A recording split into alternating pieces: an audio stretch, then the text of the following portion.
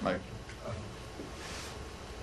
You just spoke about cost of living and Democrats focusing on affordability and all of the issues that you're talking about from us. Do you feel that with the funding bill presumably crossing the finish line later on this afternoon, no must pass bill on the horizon, that you all can get laser focused back on this issue without the context of the appropriations bills kind of taking up a lot of the oxygen on the Hill?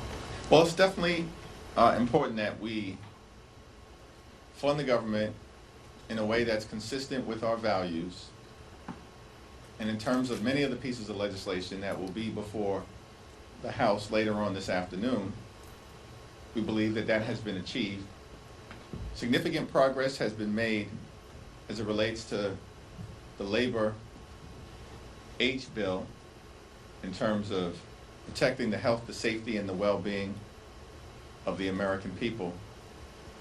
Increased funding as it relates to community health centers, PBM reform, protecting safety net hospitals all across the country from significant cuts that they may be facing otherwise.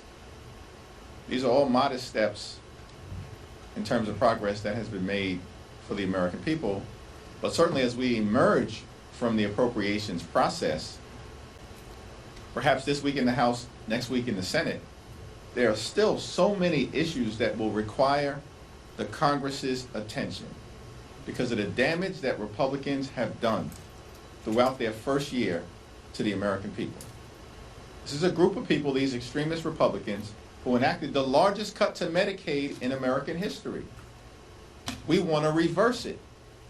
Republicans want to double and triple down on it. Hospitals, nursing homes, community-based health clinics are closing because of Republican rotten policies in their one big ugly bill. Those policies should be reversed. Republicans are doubling and tripling down on those policies. The Trump tariffs are costing everyday Americans thousands of dollars in additional expense per year.